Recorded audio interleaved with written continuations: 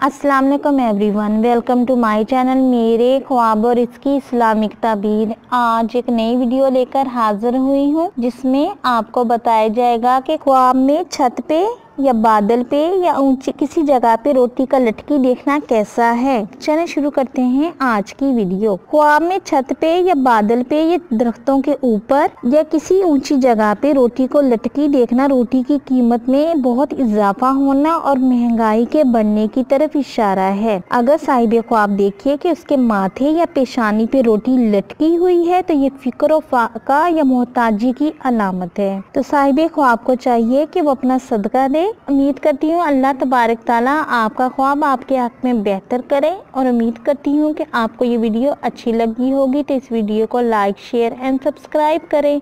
अगर कोई सवाल करना हो इस वीडियो के मुतालिक या किसी भी ख्वाब की कोई भी ताबीर मालूम करना चाहते हैं तो नीचे कमेंट्स में कर सकते हैं। Thanks for watching and supporting video. अल्लाह हाफिज़।